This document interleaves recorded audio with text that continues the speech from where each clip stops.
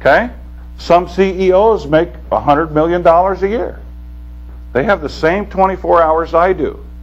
They just got lucky or unlucky. He who collects the most debt pays the most taxes. If I don't have any debt, I don't have any taxes. Right? If you use more of these papers than I do, you're going to owe more taxes than I do. So I try not to use them. Okay, here's what happens. You got an unlimited capacity or pool, and when you do, supposedly, this is the IRS talking, when you do this process of redemption, and you put in the documents necessary, and that was what was called a 1040-ES on a bill of exchange. That was where you took and I'm not going to go real deeply into this tonight, I'm just going to draw this for you. Tomorrow I'll do a little deeper.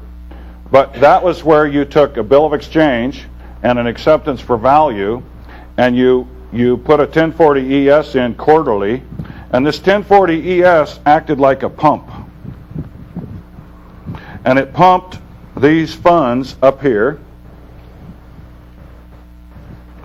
to the federal level. And it spilled over into here, and they pass this bill of exchange around, and they pay everybody's your federal obligations to all the agencies. They actually said that they notify and put out that all of this takes place, okay, through all the federal agencies. And so my friend said, well, what happens if there's money left over? Well, then it goes to the state. Comes back into the state, it spills over, and it fills up in here like this. And all the state gets paid. Well, then what happens? Well, then it goes to the local. And it spills over again. Now, this isn't my deal, this is their deal. This is what they described. So what's the next logical question? What if there's any left over? Does it go into the private? To us? And that's when they hung up the phone. And they wouldn't talk to him anymore. Okay? That's what they drew, not him. This is the process that they described to him that what's happening. It's not a Treasury direct account. It doesn't exist. The IRS calls it a UCC account or just an account. Okay? And everybody says, well, how can you do this and create money? Because that's what you're talking about doing. You're creating money. No, I'm applying my private reserve of credit to my public liability. Okay? They said that I have a public liability under public policy. I violated one of their rules, regulations, or ordinances. They did that. They put those there for me to violate so that they could charge me. They need the money. So I apply my private credit. Again, we go back over here to this. I apply my private credit to my public liability. This is your private credit. This is my public liability. And you get a zero. The account closes. It's just accounting. Okay? Now, can I prove it? No, this is just what they said. It appears that that's the way it works. Okay? Yeah? Some have said that Treasury setup account was what it would establish your credit. But that, you don't feel that's correct? Then? No. He said that the Treasury direct account was set up to do this, this, and this. We're still analyzing what actually takes place there. Okay? And there's still some speculation, and I don't do that stuff anymore. Okay? Because I'm not convinced, as I once was, and I'm not going to go tell you to do this until we know what to do. A simple acceptance for value is enough. Because they're the holder of the principal obligation, and they have the principal obligation to discharge my liabilities. That's it, good enough for me. I don't need anything else. Okay? Yet. I might need something later, but that's going to have to be worked out. Okay? So, does the constitutor of government and the principal obligation help you any? Huh? Hello? Are y'all awake? I don't know any jokes. Come on. We only got 50 minutes. Okay? Now, this is the diagram that they described. This is in the experiences that we've had. This is essentially what's taken place and happened. Yes? How would the loans from the Federal Reserve filter through that process? I have no idea. He said, how would the loans through the Federal Reserve filter through this process? I have no idea. The Fed doesn't make loans.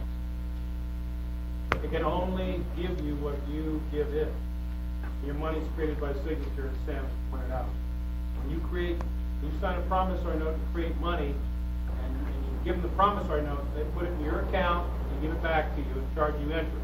Yeah, well, one of the things that I want to do is tomorrow afternoon, we're going to set up a microphone so that we can have kind of this discussion.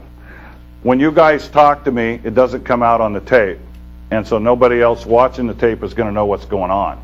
So that's why I want you to write down your questions and your answers, because everybody can participate. I don't have a problem with that, okay? But I want to be sure that other people, or even you later, if you're watching the tape, going, wow, I wonder what went on there. And so just, bear with that a little bit. I can't answer that question, although what Ken said was that you create the money. You all understand that on a promissory note. It's your signature that creates the money that you then borrow from the bank. Y'all understand that, right? No?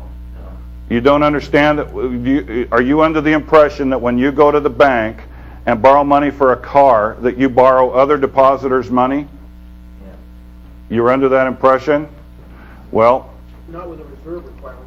They can lend out 10 times what they have on deposit. not with the reserve requirement, but listen, you borrow your own money. You created it with the promissory note. That's a well-known fact. You are the creditor. You are the person who brings forth the money. All they're doing is facilitating a transaction for you and charging you interest for the privilege. Okay? All right. Now, that promissory note that you sign ends up on both sides of the bank's ledger. It's an asset, it's a liability. Every deposit you make is an asset and a liability. Okay?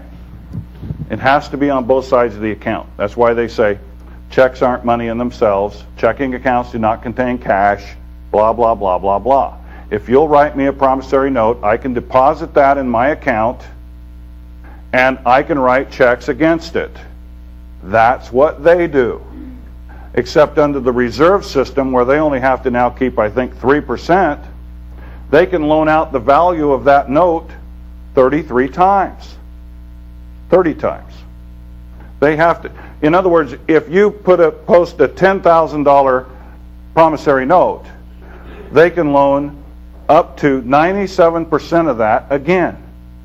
You put it there. And out of that amount, they can loan 97% again, and again, and again, and again. Okay? And then the next person that borrows money does the same thing. And that's why the banks are always the biggest buildings in town. Okay?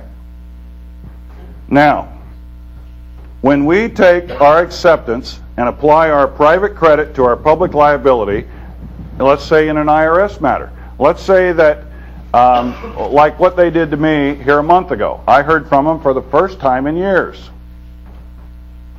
And they said, we've changed your account. And it's in here. I put it in here for you. It's a page before. Actually, it's the 3 pages before. And this is a little bit on how to deal with presentments.